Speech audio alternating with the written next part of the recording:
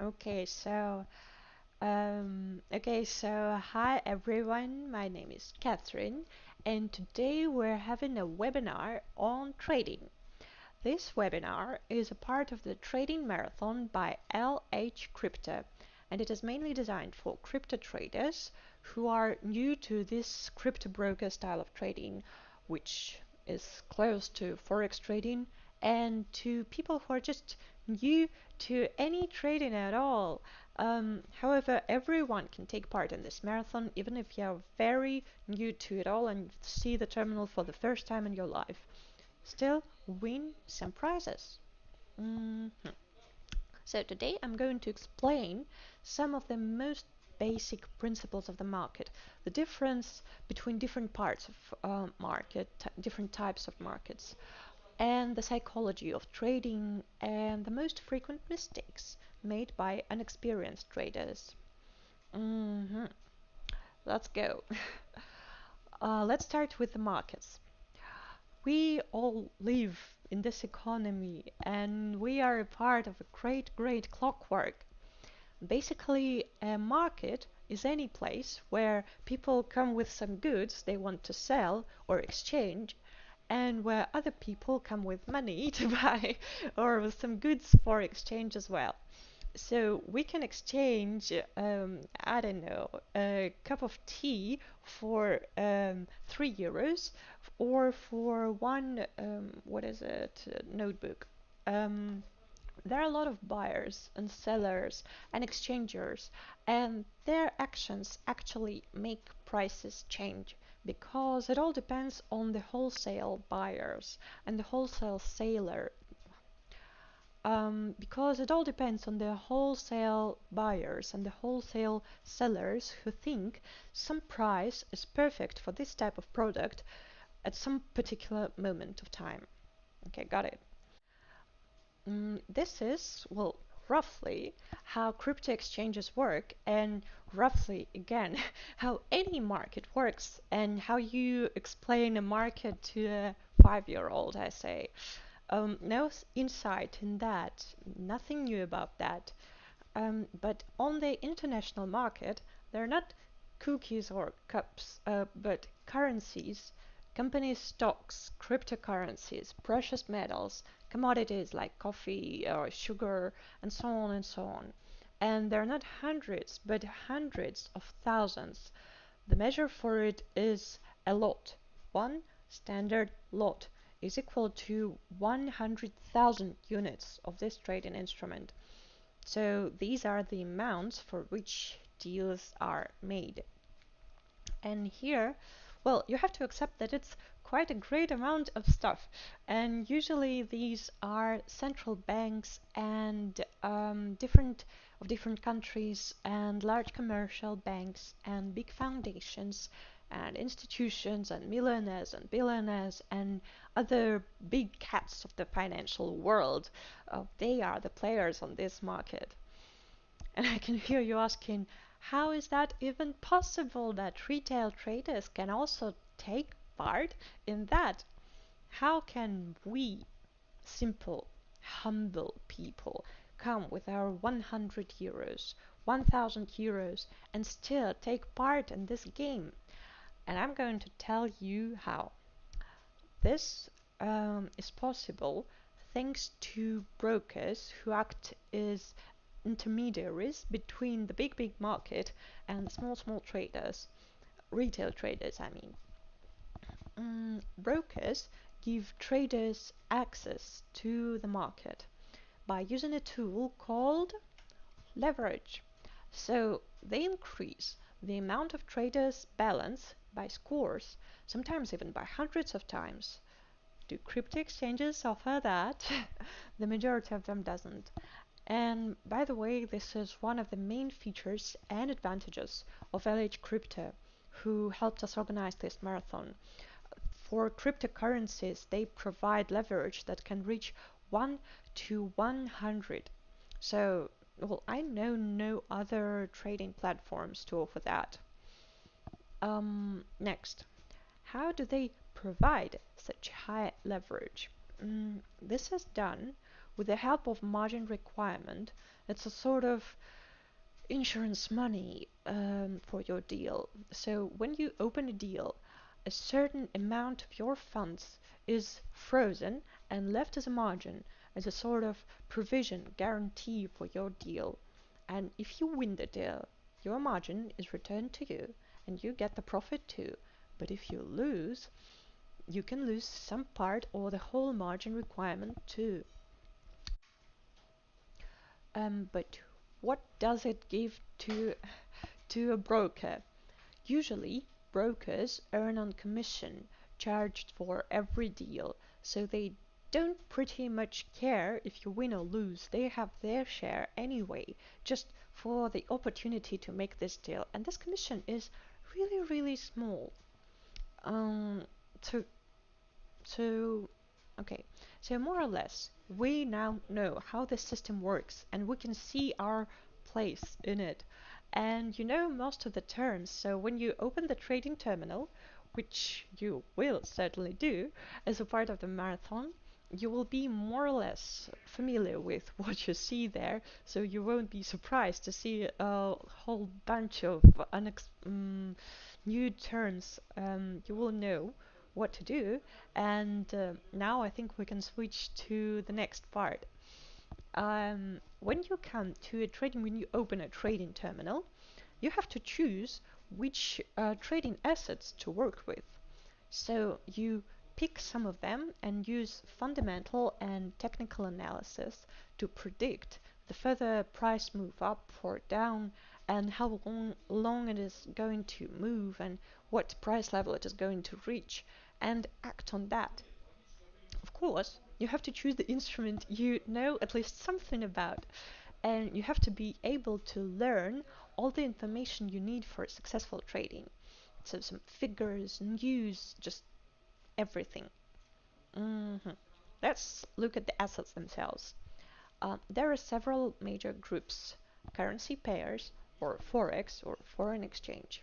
Second, cryptocurrencies, stock exchanges, where they trade stocks of large companies, precious metals and commodities and energies, and indices.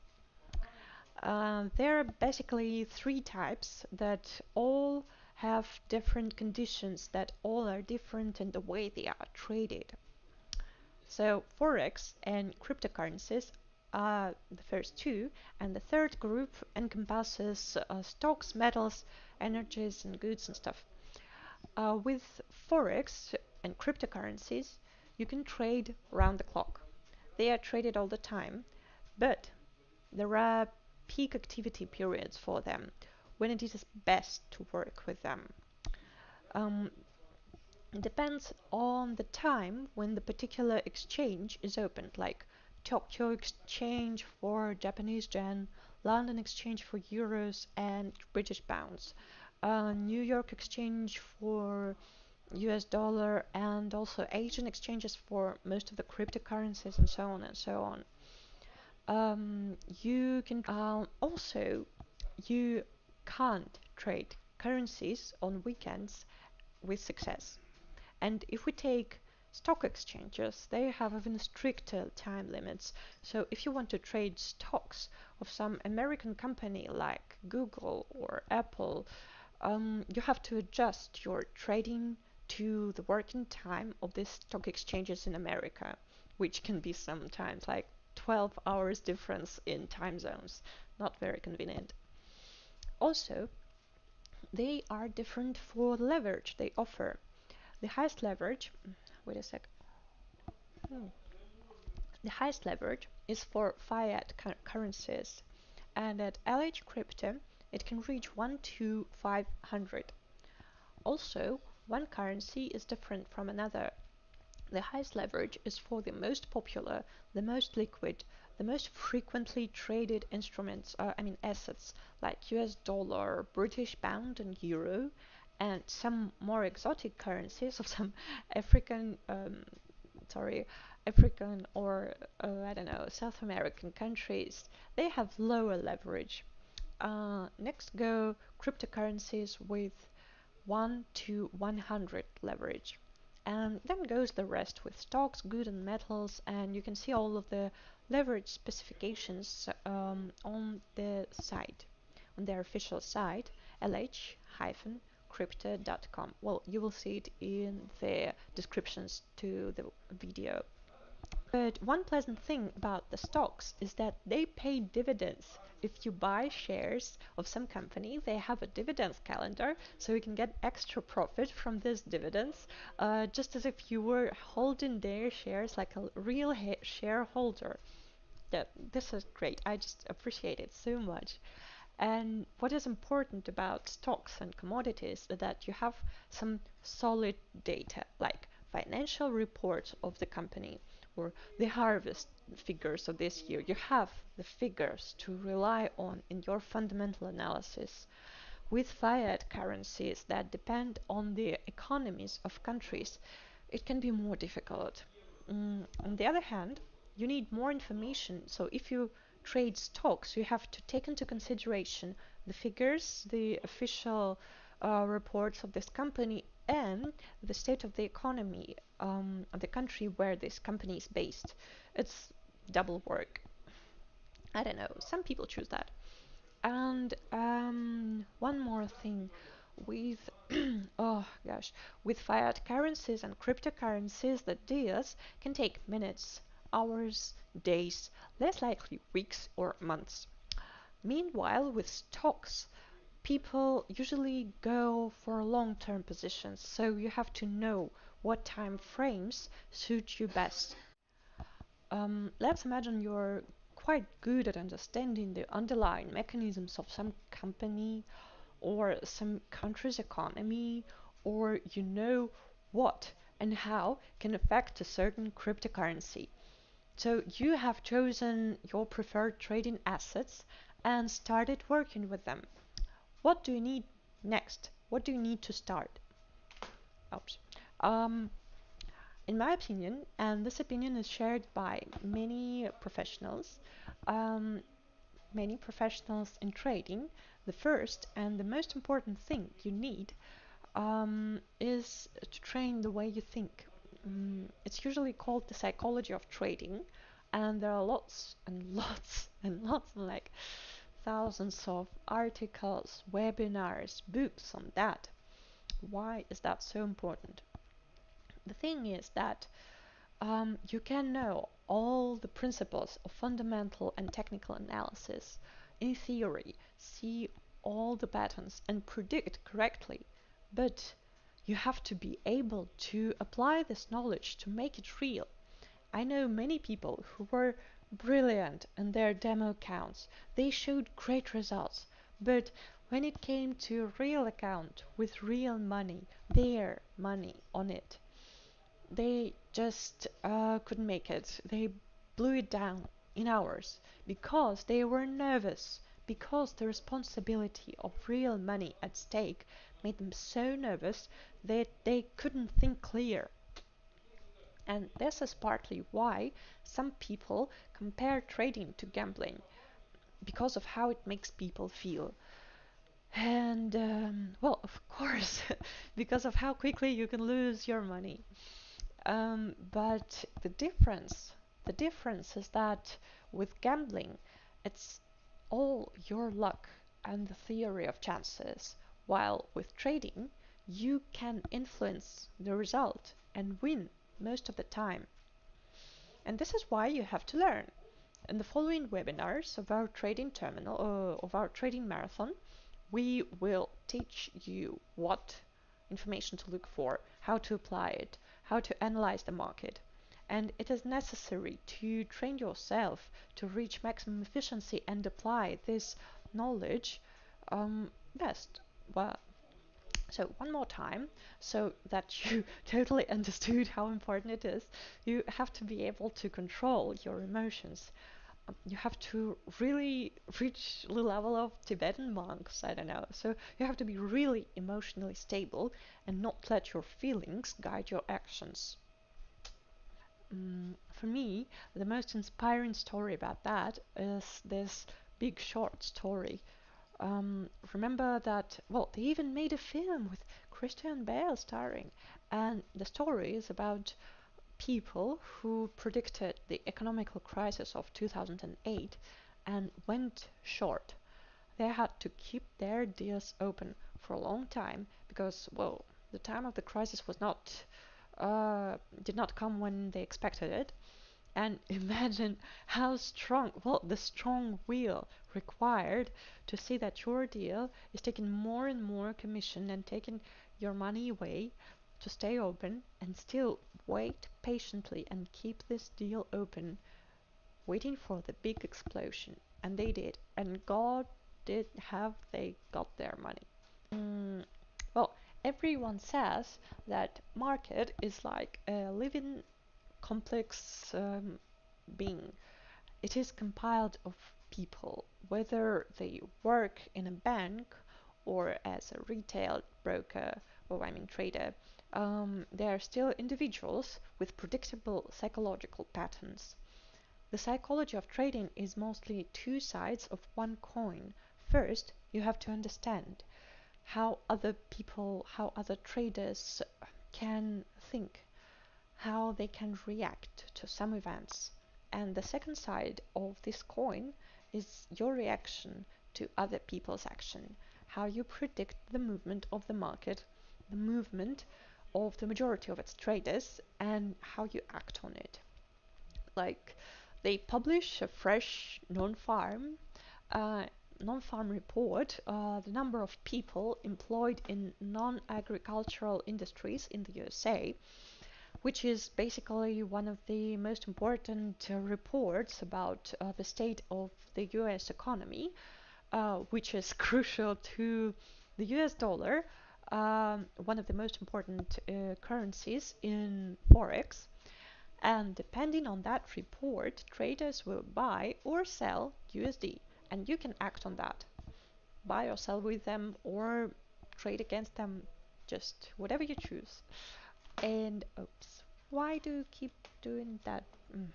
So you have to remember the key is to change and adapt all the time.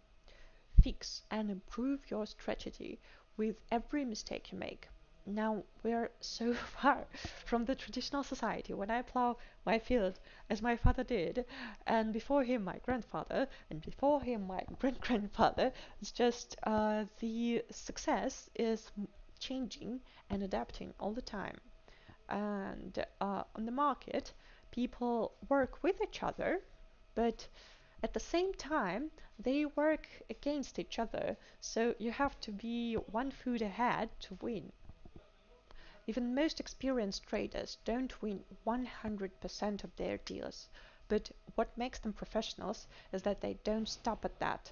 They fail, they analyze their mistakes, improve their strategy, and go once again. I hope that at some point you will reach this level of intuition when you use your brain, elaborate a strategy, and then listen to intuition that says if it's the right time to use it or not. But it's really one of the highest levels. Um, and this is why I say that to apply all this wonderful knowledge you receive here, there, everywhere, from articles, books, our webinars, live seminars, tutoring sessions with your personal account manager. First, you have to learn how to control your stress level and not let your panic or greed rule your actions. So before we start talking about some particular cases and solutions, you have to organize your working space to show your real potential. Explore your abilities and preferences. Where do you concentrate best? Do you prefer working in an office next to other people staring into the screens, like in the picture one? Or is it better at home with your cozy sofa and relaxed light and stuff? What do you need? Extra pressure or peace and quiet?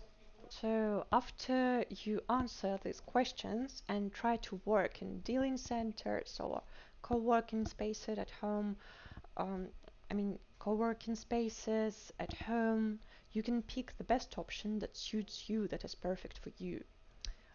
Next thing to think about is time. Many people say that trading is perfect because you can choose the working hours yourself, and this is true, okay? But not exactly. So there really is no boss watching you to be on time, no timetables and fixed lunch time, no deadlines. On the other hand, we have already mentioned that the market makes its biggest moves when the biggest exchangers are open. Also, banks and other big financial organizations, they have their working hours, so they are most active at their usual office time for their time zone, which is different for Tokyo, London, New York. In theory, Forex works round the clock, but some assets, some currencies or stocks are most liquid and moving fastest in the working hours of the country's exchanges. So you have to adjust your schedule to that too. So the trading asset you choose will influence your working hours, but it works vice versa too. If you're a null or an early bird, if you just work better at some hours of day or night, take that into consideration. Don't force yourself to work at the time that doesn't suit you. This is not what you chose trading for, right? So evaluate when you're most effective and let it guide you. Please, please don't forget. Even if now trading is not your major priority, if you spend only 1 hour a day on trading, still, working with financial markets is like a job. It's hard work. It requires a lot of attention and a lot of analytical power, a lot of energy. And you have, please don't underestimate it. You have to work and improve your skills and look for the new solutions and watch the news and just invent new strategies. Don't work when you're stressed, when you're tired, when you're sick. Just please take the responsibility of trading seriously, because even if you use someone else's advice or an indicator or an advisor, it's still you who makes the final decision. Um, well, okay, we have created a perfect setting and the time is just right. What are the most common trading mistakes we have to avoid? Mhm. Firstly, and most importantly, you have to trade with the money that you can afford to lose, that you're not afraid to lose that much. So don't put at stake your last savings, okay? Consider, well, consider it as extra income to what you already have. And why? Because if you care about your deposit too much, you can lose it very quickly. And it makes you leave deals at the slightest sign of danger. The deals that later could turn out perfectly great. So put the money you are not afraid to lose. Say 1/10 of your whole deposit or even less, I don't know. But at the same time, on the other hand, you can put too little. Technically, it is possible to trade with just 100 euros on your account, but in practice, this is just not enough sometimes. You trade slower, you lose a lot of commission on commissions, and the profit is too small comparable to your efforts. So you have to find some sort of balance between the previous method, not working with amounts you care too much about, and still working with something that can make a difference, that can bring you profit. Mm, Next advice is it is better not to trade at the first opening hours and, well, not hours, of course, minutes of some exchanges, the biggest exchanges. And it is better not to trade during high volatility periods, right after release of some news or on holiday eve. Some traders try to use these chaotic market jumps for their benefit, But you have to be really good at it. You have to really master trading and get the intuitive feeling of the market to be able to mess up in that. Otherwise, if you're a beginner, just don't stand on the stampede's way. Just let it run in front of you and work with what is left, with a calmer, more predictable market.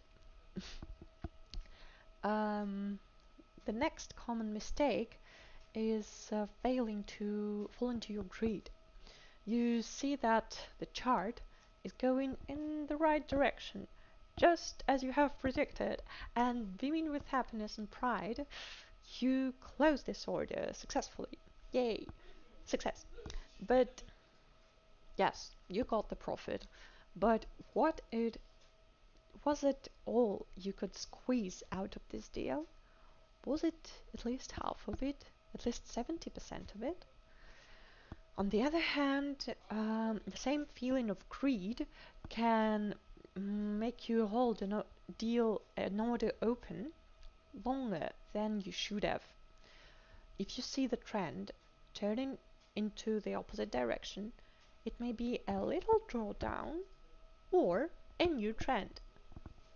Your task is to find which one it is, and fast. We will give you some useful tips on how to do that in our next webinars. Despite what I've been saying just a minute ago, don't be afraid to leave a little bit earlier. And the risks. So 80% of a deal is almost just as good as 100%, almost. And the risks are so much lower. Well, imagine that you have lost a deal. That's bad, but it happens all the time. What do you do next? Do you jump straight into the next deal, trying to make up for the lost money? No, no way. You sit, take a deep breath, take a break, maybe have a walk, or play with your dog, or have some tea.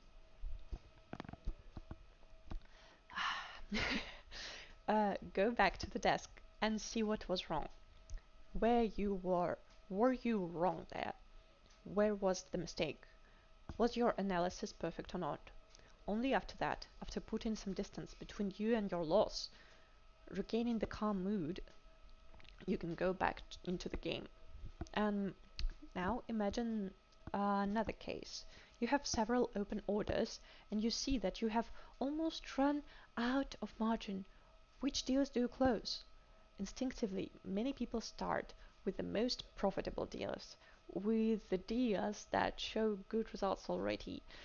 But they could show even better results if you just waited a little bit more. So what you need to do is to estimate the potential of each of your deals cold-mindedly, not blinded by profits. And waiting, well, and and one more thing to leave you with, well, it may sound a bit cynical, there is no lived happily ever after, especially on the market. Imagine you bought stocks and they're going upwards steadily. That's really great. Good job. You've bet on the right horse. Congratulations. But it doesn't mean you don't have to check this deal from time to time. You also have to listen to the news and keep in mind, because you never know what can happen and ruin everything and blow up your deal and leave you with nothing. So keep checking it from time to time. Stay vigilant. Well, this is just the tip of the iceberg, and it can take us hours and days and weeks to learn more about trading, and that would still not enough. So, dear marathon participants, even when the marathon is over, don't give up on learning. You can't be a real trading without learning all the time from every mistake and every win. And actually, everything that you learn from trading will help you in your real life outside the trading terminal too. So I'll leave you with this. Goodbye, and I hope to see you on our next webinar.